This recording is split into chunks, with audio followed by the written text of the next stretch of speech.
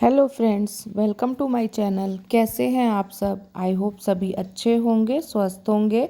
मैं हूं श्वेता तिवारी और स्वागत करती हूं आपका अपने चैनल पे।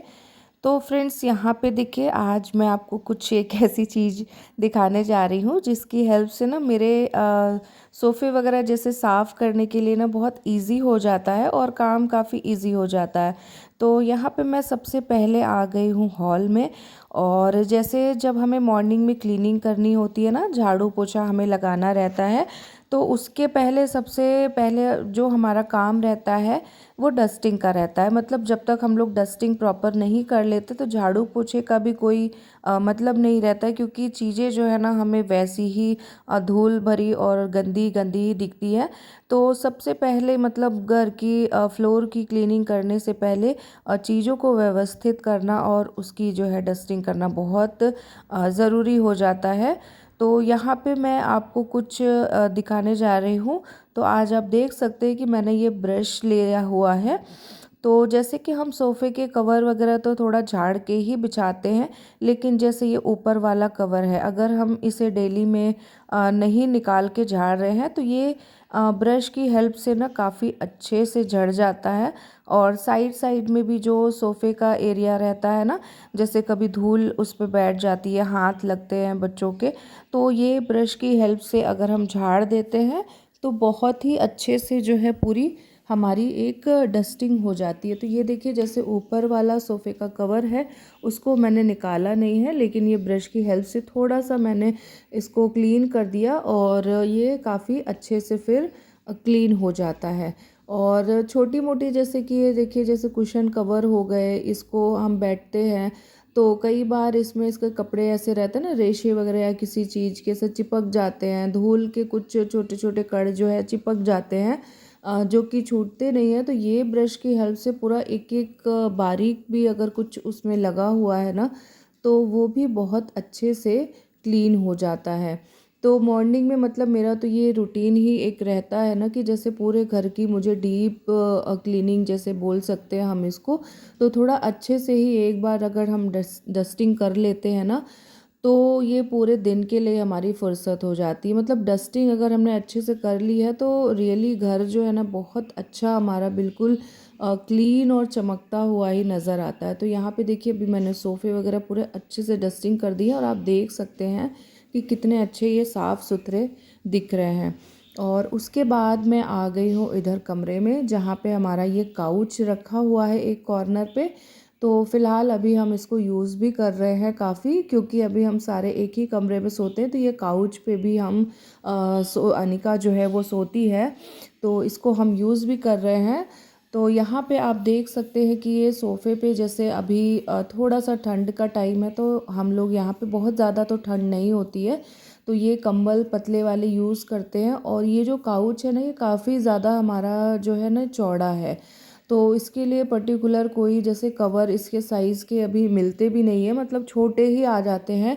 तो इस पे हमें ना चादर का ही यूज़ करना पड़ता है बिछाने के लिए, क्योंकि थोड़ा सा तो कवर करना हमें इसे बहुत ज़रूरी है। ऐसे ही हम छोड़ देंगे तो वो बहुत जल्दी गंदा हो जाएगा और फिर हमें क्लीन करना बहुत मुश्किल हो जाता है।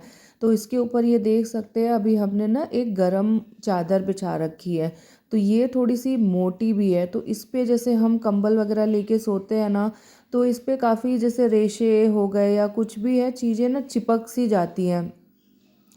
और अभी इसको ना अच्छे से हमने जैसे सेट करके बिछा रखा है, तो ज़रूरी नहीं है कि हम इसको डेली निकालेंगे और निकाल के फिर से बिछाएंगे, क्योंकि काफ़ी इसको सेट करना पड़ जाता है, तो वो काम बहुत लंबा हो जाता है हमारा। तो इस तरीके से ये जो ब्रश है ना, इसकी हेल्प से ये चादर भी एक एक रेशा भी अगर उसमें कुछ भी लगा हुआ है ना, तो बहुत अच्छे से क्लीन हो जाता है। और ये ब्रश से ना काफ़ी अच्छी जो है डस्टिंग भी इस तरीके के कपड़े के ऊपर मतलब अगर हमें करनी है तो काफ़ी अच्छे से डस्टिंग हो जाती है।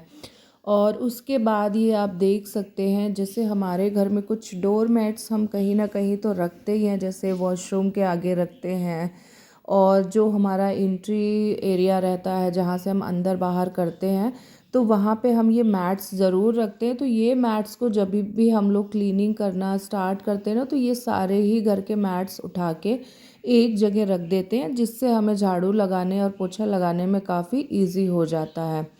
और अभी देखिए जैसे बच्चे लोग आते हैं, शूज़ वगैरह उतारते हैं ना, तो इनको कितना भी समझा लो तो ये मानते नहीं हैं कि इसको शू रैक के अंदर ही रखिए। तो ये भी थोड़ा सा एक एरिया जैसे आ जाता है ना, कि अगर हम ये सारी चीज़ें अगर हाथ के हाथ व्यवस्थित रख देते ना, तो हमारा घर एक्चुअली बहुत अच्छा क्लीन और व्यवस्थित रहता है।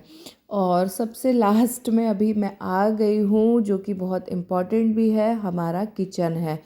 तो कई बार क्या रहता है ना कि हम लोग जल्दी जल्दी में काम करते हैं और काम होने के बाद हम उसकी क्लीनिंग नहीं कर पाते हैं, और अगर हमने किचन वैसे ही छोड़ दिया तो ना हमारा किचन इतना गंदा दिखता है, कई बार हमें खुद भी मतलब देख के अच्छा नहीं लगता। जैसे कि अभी आप देख सकते हैं मेरा नाश्ता वगैरह बनने के बाद का टाइम है, तो अभी मैंने यहाँ पे क्लीनिंग नहीं करी है, तो किस तरीके से आपको मेरा किचन दिख रहा होगा।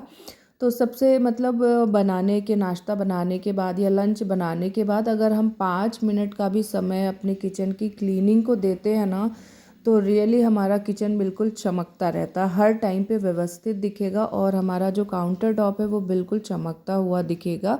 तो यहाँ पे देखिए जैसे हमने सब्जी बनाई है, तो अभी सबने नाश्ता कर लिया है, तो कढ़ाई में थोड़ी सी सब्जी बची है, तो उसको हम लोग छोटे बर्तन में हम खाली कर लेंगे। और जो भी हमारे गंदे जो है बर्तन हमें लग रहा है कि अब हमें इसे धोने पड़ेंगे, तो वो सारे ही बर्तन को इकट्ठे करके हमें सिंक में रख देना चाहिए, जिससे हम बर्तन जब धोने आते हैं ना, तो फटाफट सारे बर्तन भी हमारे क्लीन हो जाते हैं। और ऐसे करने से पूरे किचन में जो है ना सब बर्तन फैले भी नहीं रहते हैं। और जैसे अभी मैंने पराठे बनाए या हम रोटियां बनाते हैं ना, तो स्लैब जैसे हम यूज़ करते हैं काउंटर टॉप, उस पर काफ़ी ज़्यादा जो है वो परथन जो हम सूखा आटा लेते हैं रोटियों को बनाने के लिए, तो वो फैल जाता है। तो अगर हम ये सारे काम हाथ के हाथ, जैसे हमारा नाश्ता बन गया और उसके तुरंत बाद ही हम ये कर लेते हैं ना, तो यकीन मानिए हमारा काउंटर टॉप जो है ना वो हमेशा चमकता हुआ दिखेगा। तो आप देख भी सकते हैं अभी मेरी किचन एकदम से चमकती हुई आपको दिख रही होगी। तो फ्रेंड्स, अगर आपको वीडियो पसंद आ रही है तो प्लीज़ लाइक शेयर और सब्सक्राइब करना ना भूलें। मिलती हूँ नेक्स्ट वीडियो।